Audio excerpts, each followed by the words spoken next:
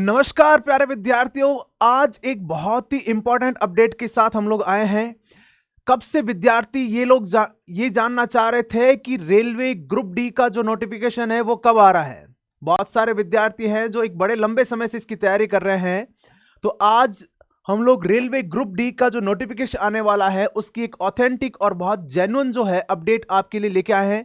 साथ ही इस वीडियो में आपको जो पिछले जो नोटिफिकेशन है उसके बारे में जानकारी दूंगा, सिलेबस क्या है, तैयारी कैसे करनी है और किस तरह से इस एग्जाम को क्रैक करना है, वो सारी चीजें अपने इस वीडियो में हम लोग देखेंगे। चलिए शुरू करते हैं।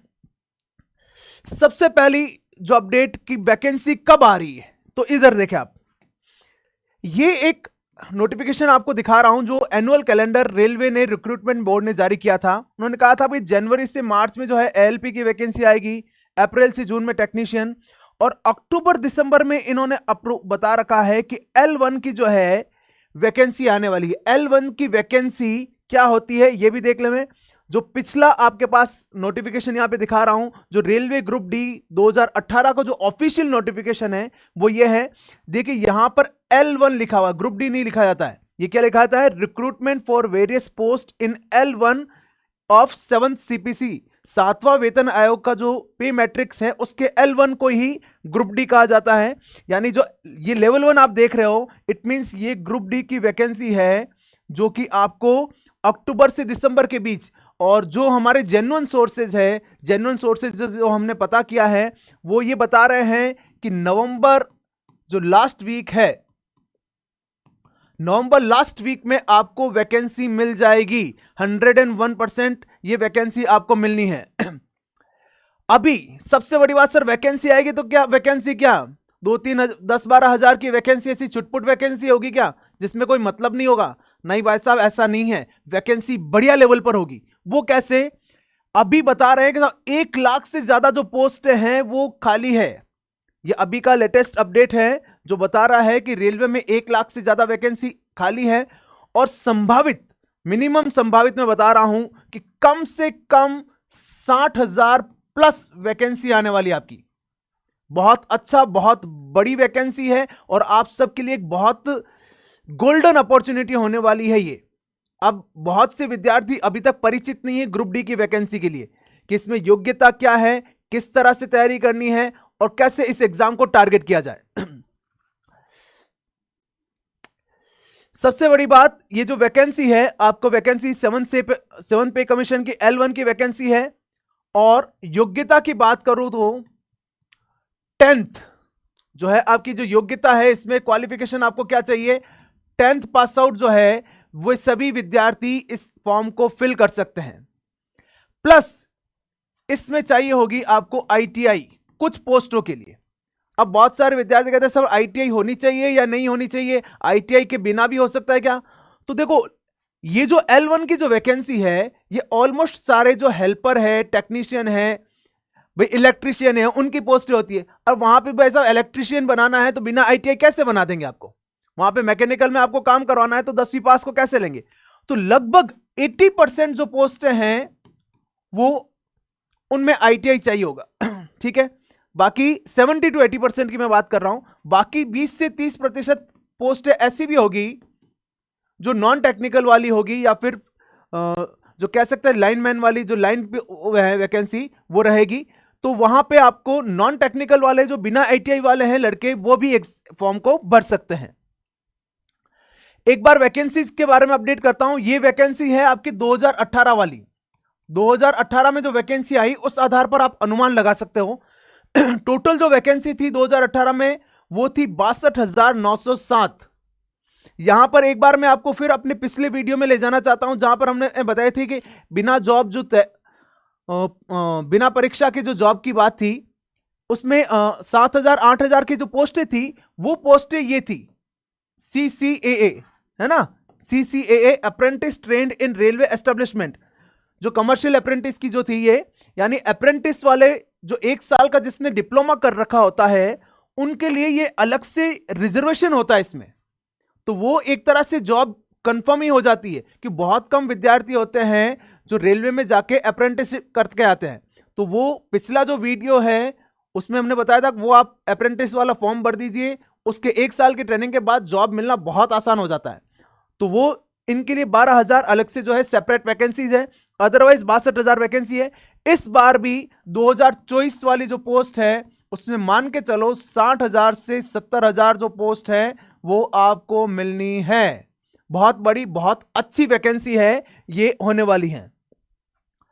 एज लिमिट की बात करें तो पिछली बार की बात कर रहा हूं, 18 से 31 साल के जो भी विद्यार्थी हैं 18 प्लस और 31 रखी गई है। और जो एज रिलैक्सेशन है भी SC ST का 5 साल, OBC का 3 साल, बाकी सारे जो एज रिलैक्सेशन है वो भी यहां पर अप्लाई होते हैं। तो एक एज के लिए आप क्लियर हो गए होंगे।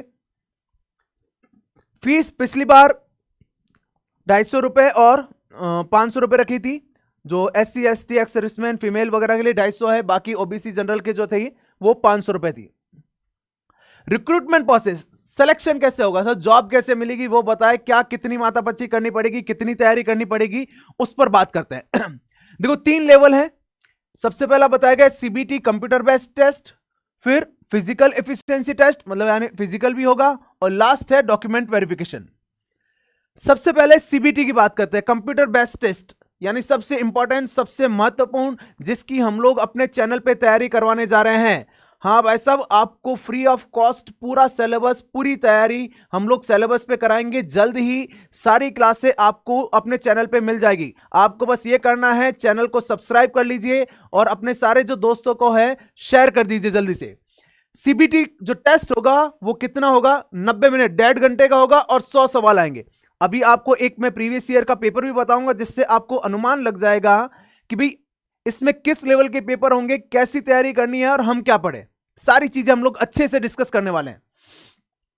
चलिए बात करते हैं सिलेबस की, कि पेपर जो आएगा ये जो 100 सवाल होंगे वो कौन कौन से कहां से किस किस रेंज के होंगे। 4 सेक्शन है।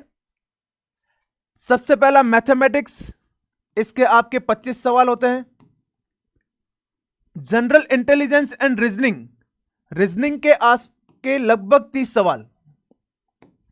साइंस 25 और करंट अफेयर्स जो है ये आपके 20 सवाल होते हैं, लगभग 100 सवाल है। देखो सबसे बड़ी बात, इंडियन हिस्ट्री ज्योग्राफी पॉलिटी कुछ नहीं है। जीके के नाम पर सिर्फ और सिर्फ साइंस, और साइंस कितनी, 10th स्टैंडर्ड की। आर्ट्स वाले विद्यार्थी घबराए नहीं, बहुत अच्छे से बहुत बढ़िया लेवल पर साइंस पढ़ेंगे। सारी फिजिक्स केमिस्ट्री बायो को 10th स्टैंडर्ड की जो है बहुत आसान तरीके से समझाने वाला हूं मैं। रीजनिंग और मैथमेटिक्स, रीजनिंग की तो मेरी क्लास आपने देखी होगी, बहुत अच्छे से पूरा डिटेल में हम लोग पढ़ने वाले हैं सारे टॉपिक। और करंट अफेयर्स की वीडियो अपने चैनल पे आपको पहले भी मिलेंगे, और अब जो है हम लोग ग्रुप डी के अकॉर्डिंग वीकली जो है एक वीक के जो वीडियो है वो भी आपको प्रोवाइड करवाएंगे बहुत जल्दी। सारे जो क्लासें हैं सेगमेंट वाइज टॉपिक वाइज हम लोग पूरा डिटेल में हम लोग करने वाले हैं। फिर फिजिकल टेस्ट, जो फिजिकल होगा उसमें क्या है, मेल कैंडिडेट के लिए क्या है कि 35 किलोग्राम का जो वेट है वो 100 मीटर तक उठाना है और 2 मिनट में ये डिस्टेंस कवर करनी है बिना वेट को गिराए हुए। और 1000 मीटर यानी 1 किलोमीटर दौड़ना है कितना, 4 मिनट 15 सेकंड में। ठीक है, हो जाएगा, कोई दिक्कत नहीं। 1 किलोमीटर की जो रन है 4 मिनट 15 सेकंड, कोई ज्यादा टफ नहीं है, फिजिकल कोई ज्यादा टफ नहीं है। फीमेल कैंडिडेट के लिए 20 किलोग्राम वेट जो है वो उठाना है 100 मीटर तक 2 मिनट में, और 1000 मीटर का उनके लिए टाइम रखा गया है 5 मिनट 40 सेकंड। तो फिजिकल की अगर बात करें तो फिजिकल बहुत ज्यादा टफ नहीं है। मेन गेम किसका होगा, रिटन एग्जाम का। रिटन एग्जाम आपने कवर कर लिया है, चीजें आपके हाथ में होगी। चलिए अब बात वही आती है, सर तैयारी कैसे करें, इस एग्जाम को टारगेट करना है, सीट चाहिए, जॉब चाहिए, हम आपके साथ हैं, चिंता ना करें। बहुत बढ़िया लेवल से बहुत अच्छे से चीजें हैं जो है तैयार करवाएंगे। देखिए मेन जो पोर्शन आता है वो आता है मैथ्स, रीजनिंग, साइंस, और जीके में भी कौन सा है, करंट। ये कोई बड़ी बात नहीं, देखो कोई बड़ा इशू नहीं है इसको कवर करने का। हम लोग रेलवे ग्रुप डी है, हम तैयारी करेंगे भाई साहब एनटीपीसी के लेवल से, यानी आपको इस रेंज से चीजें पूछ रही है, हम लोग उस रेंज को कवर करेंगे। एनटीपीसी का रेंज लेके आपको पढ़ाऊंगा, मैं बहुत शानदार तरीके से पढ़ाने वाला हूं। एक बार क्या करते हैं, एक बार पहले हम लोग प्रीवियस ईयर के जो क्वेश्चन है, एक प्रीवियस ईयर का पेपर जो है वो मैं आपको दिखाता हूं कि पिछली बार 2018 में जो पेपर हुआ था वो कैसा हुआ था और उसमें किस रेंज के सवाल आए थे, ताकि आपको एक आइडिया हो जाएगा वैसा ये कोई बहुत बड़ी चीज नहीं है, हम लोग कर सकते हैं और करेंगे हम लोग। देखिए ये एक पेपर है हमारे पास, एक रीजनिंग का सवाल दिया हुआ है और फिर बाद में उस पर आधारित कुछ और सवाल दिए हुए, फिर एक कथन निष्कर्ष का सवाल दे दिया, बड़ा आसान सा है। ये आ गया आपका जो मैथमेटिकल ऑपरेशन होता है रीजनिंग का, वो ठोस आयोडीन का रंग क्या है। देखो साइंस के जो सवाल है बहुत बेसिक होने वाले हैं। लसपा ज्ञात करना, आप गणित में एलसीएम ज्ञात करना आप कह रहे हैं। मौर्य वंश का अंतिम सम्राट, जीके को कुछ फैक्ट भी आए हैं, वो शायद सिलेबस के हिसाब से चेंज हो सकता है। फिर एक रीजनिंग का सवाल आ गया। मैथ्स का 3 कुर्सियों और 2 मेज की कीमत दी है, यानी औसत का एक सामान्य सा सवाल, लसपा मसपा आ गए। कार्य दूरी का सवाल 2015 का जो करंट का कोई सवाल है वो आया होगा। कथन निष्कर्ष हो गए। एक कंप्यूटर का बेसिक सवाल आ गया, खजुराहो का सवाल है। स्वर्ण मंदिर, यानी देखो स्वर्ण मंदिर जीके भी जो है ना वो फैक्चुअल बड़े बड़े फैक्ट आ रखे हैं, ऐसा कुछ है, वो भी हम लोग कवर कर लेंगे। रीजनिंग A1 है, पैट 36 है, पार्ट कितना होना है। धनात्मक संख्या जो 30 द्वारा अपने धनात्मक वर्गमूल से अधिक है, तो बहुत बेसिक से सवाल है। एक कार्य और दूरी का हो गया, सॉरी टाइम एंड डिस्टेंस का हो गया आपके पास। जीके का सवाल करंट का आ गया। फिर देखो कौन सी तकनीकी आविष्कार पहले हुआ, यानी टेलीग्राफ में और टेलीस्कोप, इनमें किसका आविष्कार पहले हुआ वो बताना है। ब्लड रिलेशन का सवाल हो गया। करंट का सवाल, सीरीज आ गया, ये अनुपात समानुपात हो गए, ब्लड रिलेशन आ गया। जनरल साइंस, ये आपके सिंप्लीफिकेशन, ये क्रिकेट से संबंधित सवाल आ गया। फिर एक क्रम व्यवस्थित करना हो गया। रक्षा मंत्री 2016 का सवाल आ गया, मतलब करंट के सवाल है।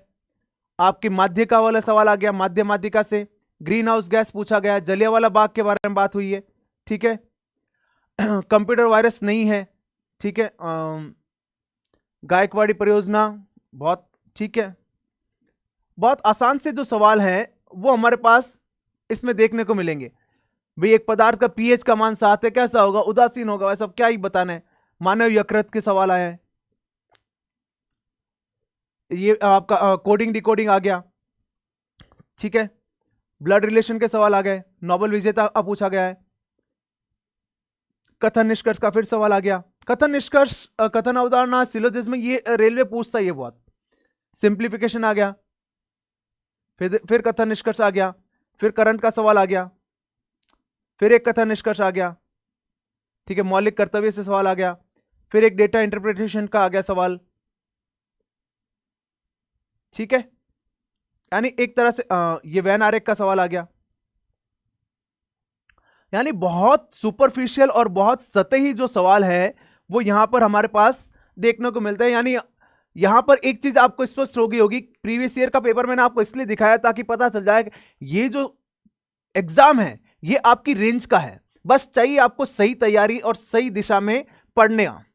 देखिए रेलवे एनटीपीसी का जो 2015 वाला जो है एग्जाम वो मैंने दिया था, और उसमें कोटा डिवीजन में गुड्स गार्ड वाली जो पोस्ट है वो मेरे को मिली थी। हालांकि मैंने ज्वाइन नहीं की थी क्योंकि पहले से मेरे पास सीजीएल की जो है ऑडिटर वाली पोस्ट थी। उसके बाद जॉब क्विट करके हम लोग तैयारी पढ़ा रहा हूं मैं, और यहां पर भी उद्देश्य यही है कि जो हमने अचीव किया है वो सारी चीजें आपको मिल जाए। हमने क्रैक किया है अच्छे लेवल से, पता है कैसे पढ़ना है, कितना पढ़ना है, और वो आप तक भी पहुंचा सकते हैं और आप तक पहुंचाएंगे। रेलवे की जो हर वैकेंसी है, हर एग्जाम को बहुत अच्छे से पढ़ा सकते हैं। और ग्रुप डी का एग्जाम मान के चलो आप कंटिन्यूस जुड़े रहो, सिलेक्शन मिलेगा। बहुत कम समय में ही हम लोग सारी जो है सिस्टमेटिक क्लासेस, सभी जो पोर्शन है मैथ्स, रीजनिंग, साइंस और करंट की सारी क्लासें आपको सिस्टमेटिक फॉर्मेट में अपने चैनल पे मिल जाएगी। आप लोग चैनल सब्सक्राइब कर लीजिए ताकि कंटिन्यूस अपडेट आपको मिलते रहें, और अपने दोस्तों के साथ शेयर जरूर कर दें। अब एक बार फिर हम लोग चर्चा करते हैं कि मैथ्स और रीजनिंग, साइंस और करंट जो है किस स्तर से पढ़ना है, और अभी जब तक वैकेंसी नहीं आ रही तब तक आपको क्या करना है। तो सिंपली कुछ नहीं, एक तो क्या करो, करंट पढ़ते रहो।